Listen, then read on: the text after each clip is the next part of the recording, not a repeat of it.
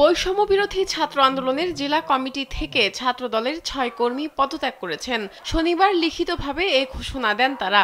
পদত্যাগ করা ছাত্রদলের কর্মীরা হলেন কাউসার হাসান মিয়াদ, আহসান উল্লাহ হৃদয়, রিসাদুল আলম প্রিন্স, তানজিনা ইমি, সাদিয়া জাহান মিম ও মেহেদী হাসান চঞ্চল।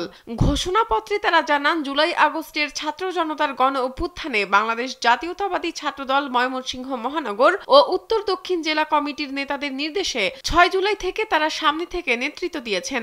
এই আন্দোলনে জাতীয়তাবাদের চেতনা থেকে অংশগ্রহণ করেন। তারা আরো জানান, বিপ্লব পরবর্তী সময়ে দেশের সংকটময় পরিস্থিতিতে বিপ্লবী ছাত্র জনতার প্রতিনিধি হিসেবে দেশ সংস্কার কাজে সক্রিয়ভাবে অংশগ্রহণ করেছেন তারা।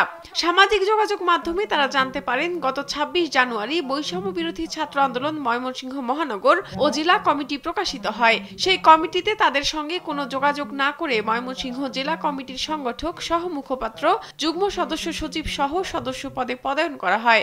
ঘোষণাপত্রে বলেন, তারা মূলত শহীদ প্রেসিডেন্ট জিয়াউর রহমানের আদর্শের সৈনিক। তাদের বৈষম্য বিরোধী ছাত্র আন্দোলনের কমিটিতে পদায়ন করায় তীব্র নিন্দা ও প্রতিবাদ জানান।